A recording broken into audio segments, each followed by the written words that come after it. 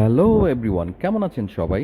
আশা করছি ভালো আছেন। চলে আসলাম আরেকটি ভিডিও নিয়ে। আমি আপনাদের প্রিয় the dark biker MD Sharif Hossain. আজকে কথা বলবো রাজপথে বিমান খ্যাত হানিফ এন্টারপ্রাইজ নিয়ে। আপনারা আমার সামনে যে বাসটি দেখতে পাচ্ছেন সেটা হচ্ছে হানিফ এন্টারপ্রাইজের একটি বাস। পিছনের ব্যানার অনুযায়ী সেটা হানিফ এন্টারপ্রাইজের বাস, কিন্তু কিছু সামনে যাওয়ার পরে দেখতে পেলাম যে হানিফ এন্টারপ্রাইজের বাসের পিছনে লেখা ঢাকা, ময়মনসিংহ, ঢাকা। আশ্চর্যজনক ঘটনা হলো, হানিফ এন্টারপ্রাইজের কোনো বাসই ময়মনসিংহ রুটে এখন পর্যন্ত দেয় নেই। এর আগে পর্যন্ত ছিল এনা, তারপরে ইউনাইটেড পরিবহন, শৌখিন, এগুলো।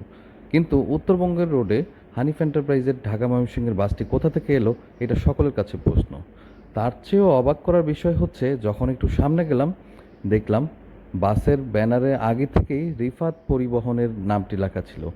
এক সময়ের জনপ্রিয় অপারেটর ঢাকা খাগড়াছড়ি রুটের রিফাত পরিবহনের বাস। এখন এটা কি আদৌ হানিফ পরিবহন নাকি রিফাত পরিবহন, সেটা আপনারাই বলে দেন প্লিজ।